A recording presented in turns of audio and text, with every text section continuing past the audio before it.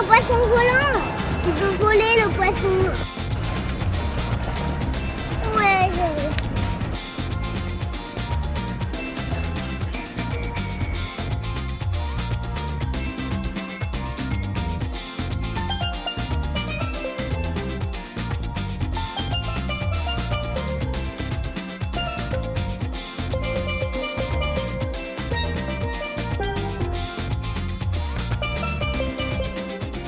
Dans la mer des Caraïbes, l'île de Saint-Barthélemy fait partie des Antilles françaises.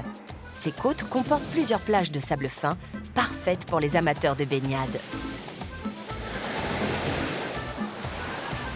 L'île possède même une plage de coquillages, Shell Beach, située à côté de Gustavia, la petite capitale de l'île.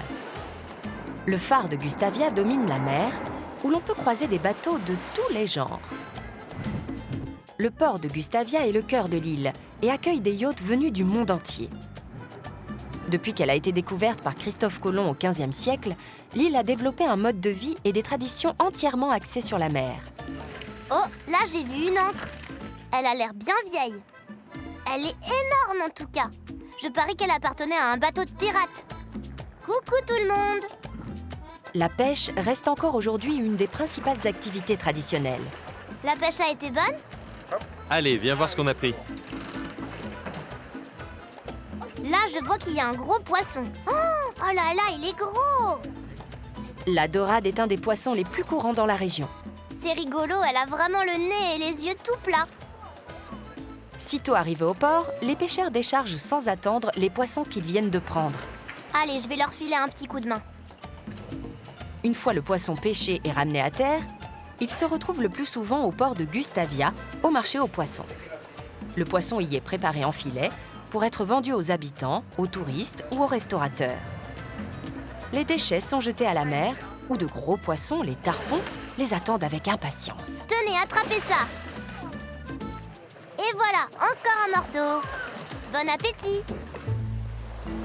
Aux alentours du mois de février, il n'est pas rare que des baleines à bosse passent au large de Saint-Barthélemy. C'est en effet une région où elles viennent se reproduire. L'association Mon École, Ma Baleine organise alors des croisières pour aller les observer. Mais même avec beaucoup de patience, de bons yeux et de bonnes jumelles, on n'est jamais sûr de les apercevoir. Mince, toujours rien à l'horizon. En fait, il est plus facile de les entendre en laissant un micro traîner dans la mer. Car les baleines à bosse chantent, ou en tout cas émettent des sons sous l'eau pour communiquer entre elles. Grâce au matériel de l'association, les écoliers peuvent alors écouter les discussions de ces grands mammifères marins. Ça y est, je les entends.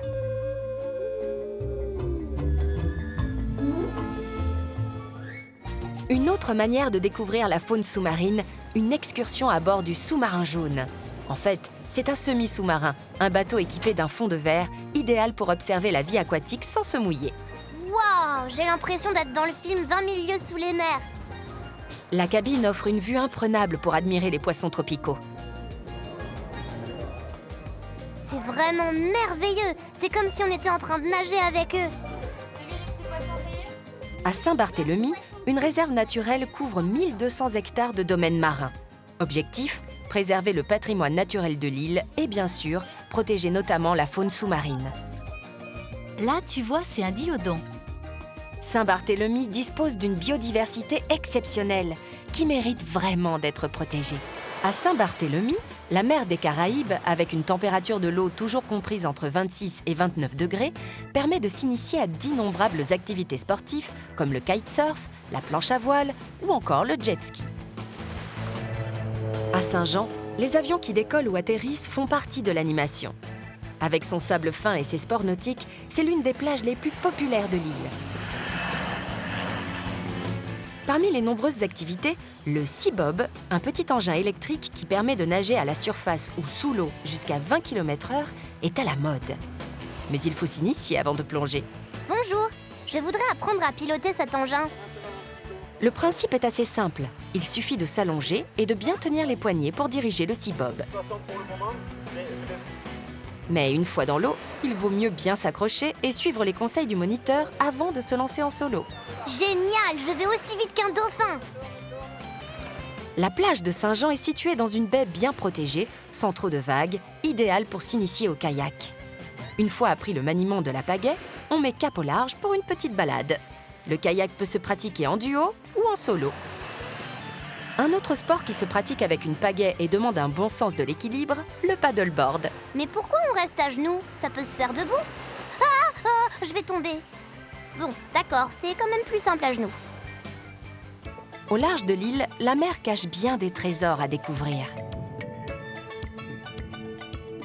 Regarde là-bas, c'est une grosse tortue marine, tu la vois?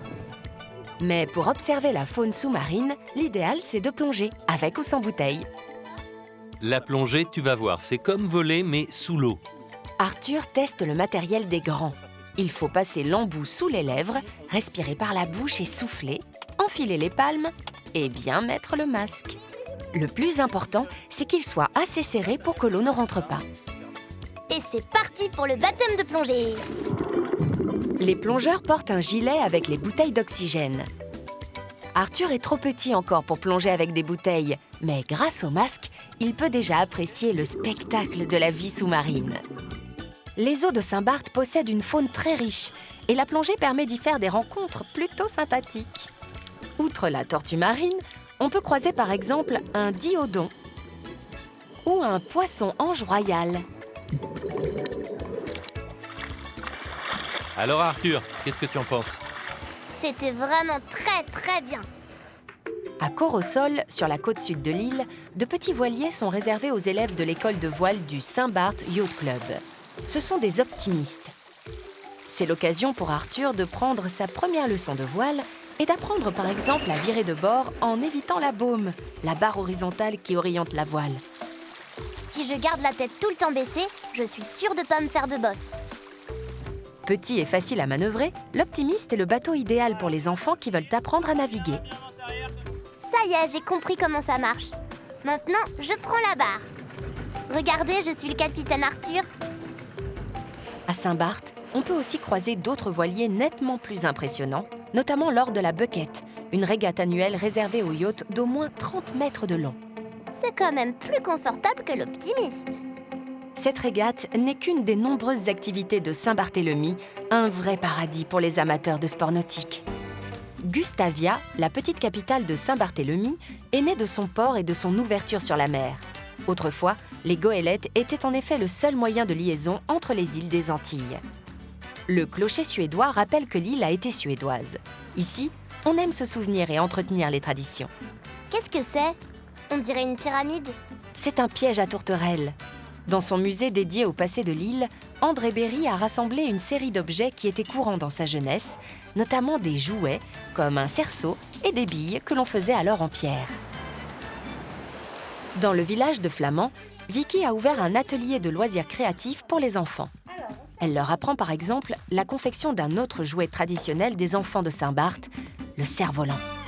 On attache d'abord 3 baguettes légères les unes aux autres pour faire le squelette du cerf-volant, puis on les colle sur une feuille de papier. Après la découpe et l'assemblage, les enfants y dessinent les motifs de leur choix. Moi, je fais un avion qui vole dans le ciel, avec un grand soleil à côté. Alors, voyons, comment on fait pour bien coller les fanions? Et voilà, c'est fini. Il est beau, pas vrai? Une fois les cerfs-volants assemblés, il ne reste plus qu'à les tester. Direction la plage. Ça y est, il décolle. Waouh, ils volent vraiment bien, dis donc. Le village de Corosol, sur la côte sud de l'île, est connu pour la tresse, une activité qui était jadis une des sources de revenus pour les habitants. Quelques dames perpétuent encore la tradition de la confection d'objets, sacs et chapeaux, entièrement faits à la main à l'aide de feuilles séchées du latanier, une plante de la famille du palmier. Elle est vraiment toute sèche, cette branche. On dirait de la paille. Les chapeaux tressés en latanier, de toutes les tailles, font partie des traditions de l'île, comme d'ailleurs l'uniforme de marin. Je peux essayer ton bonnet? Si tu veux en échange. Tiens. Dans quel sens ça se met? Voilà, je suis un marin. Pour les filles, le costume traditionnel comporte la robe longue et la quichenotte, la coiffe que portaient les femmes de colons venues de Vendée. Dans les maisons du village, les femmes confectionnent aussi des spécialités traditionnelles. Une des recettes les plus typiques de l'île, ce sont les galettes Saint-Barth, une sorte de petit pain rond. Donc là, je rajoute un peu d'eau. Ça suffit comme ça? Et maintenant, je malaxe la pâte. Oula, ça colle aux doigts. Ouah, c'est drôlement lourd. Ah non, mais c'est pas la galette des rois. C'est la galette Saint-Barth. Saint-Barth est une toute petite île qui a longtemps vécu de manière isolée et les habitants ont toujours dû être prévoyants, tout simplement pour survivre, quelles que soient les circonstances. Alors la galette, on l'en fait plus quand il y a un cyclone, quand il y a un temps pluvieux ou quand il n'y a pas de pain. Tiens. Eh bien, je vais goûter. Ça ressemble à un hamburger. C'est encore meilleur en fait. L'association Le Corps au Sol organise régulièrement des activités pour distraire les habitants et entretenir les traditions. À l'approche de Pâques, par exemple, les enfants sont invités à venir confectionner des décorations. Moi, je fais un poussin. Regardez, il a les ailes qui se déplient. Les enfants donnent libre cours à leur imagination. Oh, cool, j'ai déjà un œuf au chocolat dans mon panier. Allez, joyeuse Pâques à tous et à bientôt.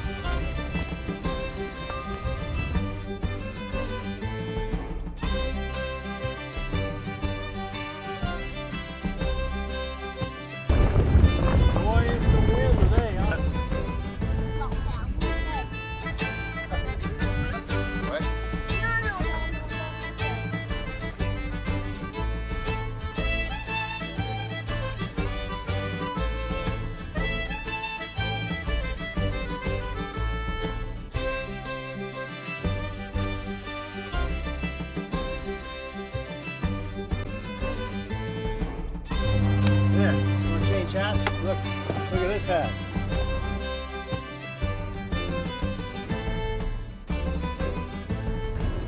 Yeah, there you go. Where's the scram?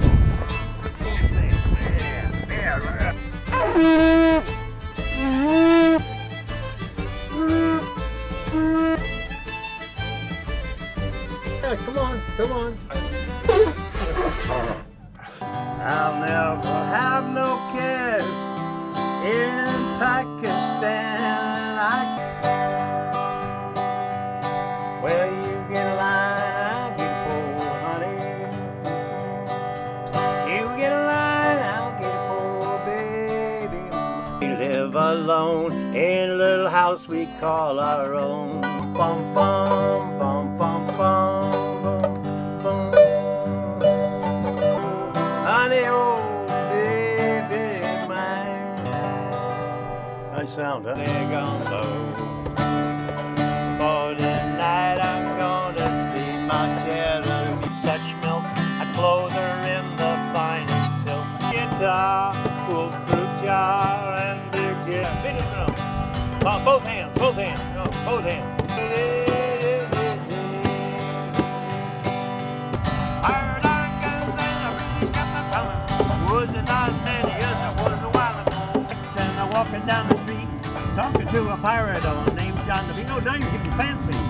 Down in the holler in a big oak tree.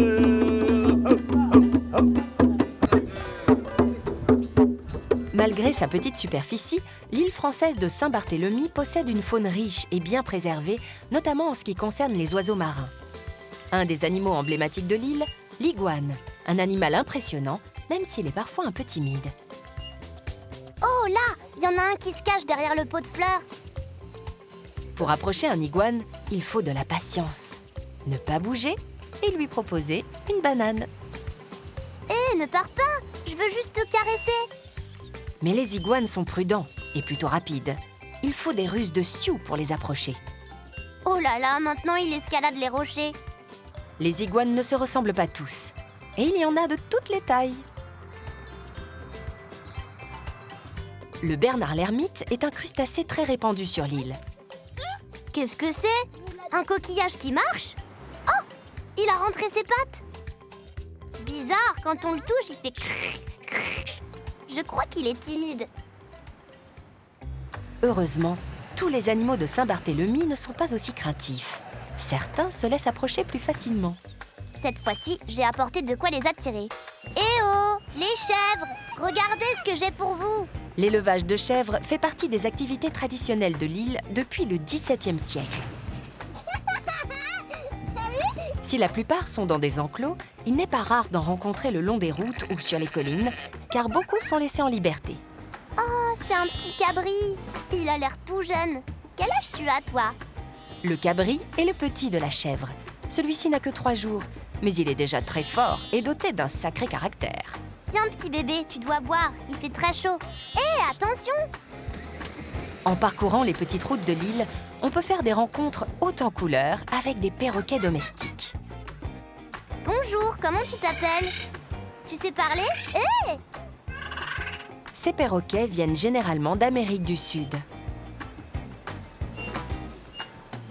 L'âne est un autre animal domestique que l'on rencontre sur l'île. Hé, attention! J'étais en train de te ramasser une belle feuille. Tiens, mange, elle est toute fraîche.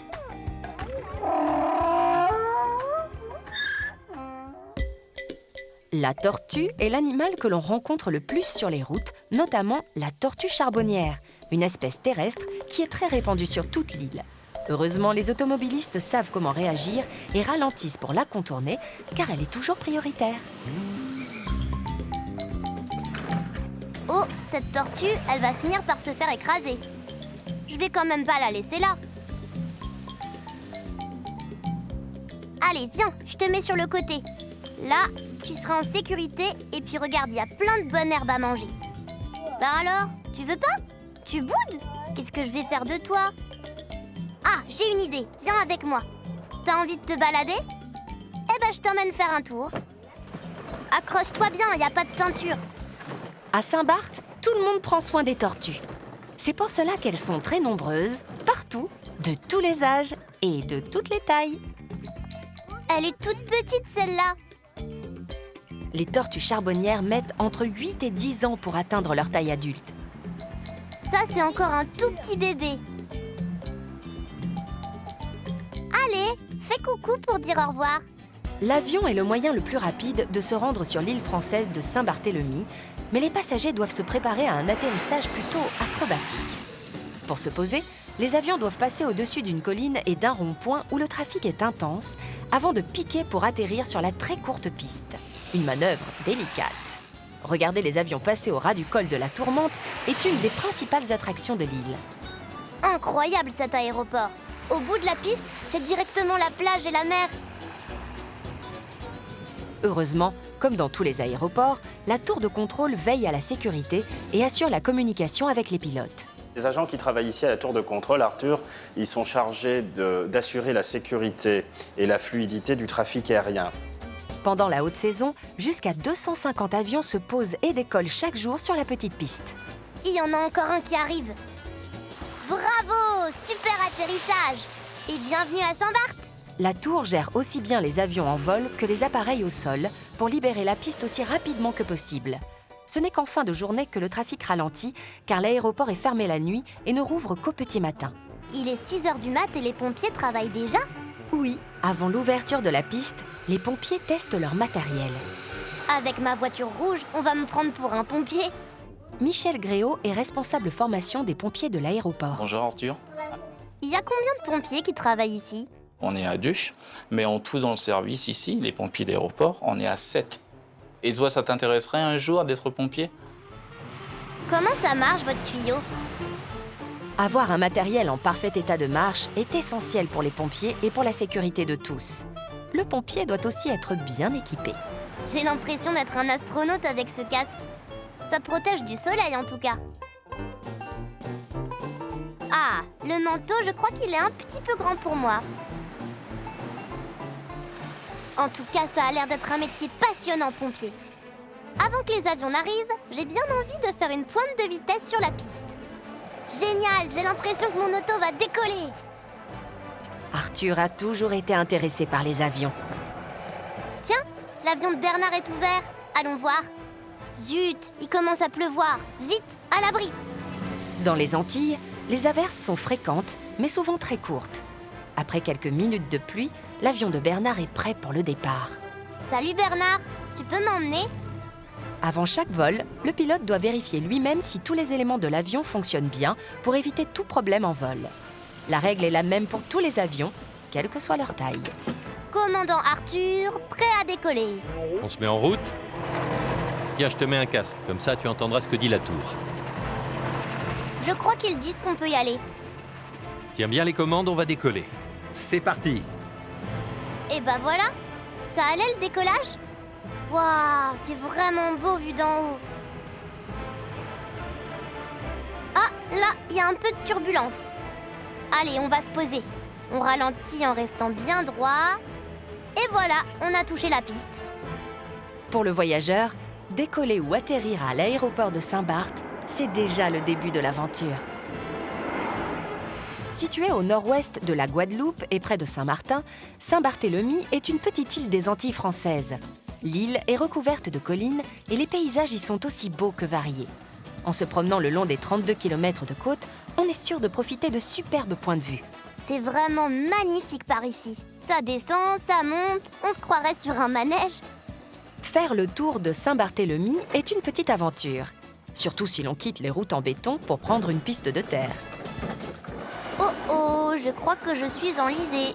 Dans ce genre de situation, la seule solution, descendre et pousser. Allez, courage Arthur! Et voilà! Arthur arrive finalement à la pointe de Colombier. Le point de vue vaut le détour, car on peut y admirer toute la côte nord-est de Saint-Barth et quelques-uns des îlots voisins. Un autre point de vue à ne pas manquer, c'est celui de la pointe Milou, même s'il est très exposé au vent. Ça souffle tellement fort, je vais m'envoler. La visite de l'île continue avec un petit tour pour admirer l'anse des Cailles sur la côte nord et la baie de Saint-Jean. Oh, mais c'est un volcan! C'est Saint-Eustache, une île d'origine volcanique comme Saint-Barthélemy. Corosol est un petit village traditionnel de pêcheurs, bordé d'une plage de sable bien à l'abri du vent. L'endroit idéal pour une petite trempette avant de reprendre la route. Ici, je crois qu'il n'y a pas de sable. On est à l'anse des Lézards. Ici, pas de plage, mais de très belles vagues. J'ai pas envie de me baigner. Je préfère escalader les arbres, surtout celui-ci. En faisant le tour de l'île, on comprend pourquoi les touristes viennent parfois de loin pour passer quelques jours de vacances ici. Ça, ce sont des cocotiers. Donc, il doit y avoir des noix de coco. Eh oui, j'en vois une là-haut. Tiens, qu'est-ce qu'on voit là-bas? On dirait de grands rectangles avec de l'eau tout près de la mer. Je me demande vraiment ce que c'est. C'est la Grande Saline. Le commerce du sel était jadis une des principales ressources de l'île. Allons voir ça de plus près. Le sel a tué les arbres qui poussaient là. Alors ça, c'est du sel? C'est tout blanc, ça ressemble un peu à de la neige. Sauf que c'est pas si froid. En se promenant sur les chemins peu fréquentés de Saint-Barthélemy, on aperçoit souvent quelques spécimens de la faune de l'île. Le sentier qui longe la côte entre Petite-Anse et la plage de Colombier se faufile entre des pierres de lave qui prouvent les origines volcaniques de l'île.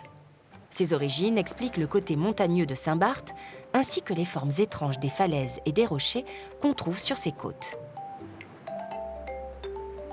J'ai l'impression de marcher sur de la lave. J'espère que le volcan est bien éteint. Ouh là, une crevasse. Et hop! Si le volcan se réveille, moi, je saute tout de suite dans la mer. De l'autre côté de l'île, une route longe la Côte Sauvage. Elle est bordée de murets de pierre qui datent de l'époque des Normands, Bretons et Vendéens qui se sont installés ici au XVIIe et XVIIIe siècle. Je me demande pourquoi on appelle ça la Côte Sauvage. Ah, c'est peut-être parce qu'il y a des cailloux à la place du sable sur la plage. Entre ces plages de sable fin et la Côte Sauvage, l'île de Saint-Barthélemy possède d'innombrables facettes à découvrir. Bon, c'est pas tout, mais j'ai pas mal de route pour rentrer. Allez, à bientôt!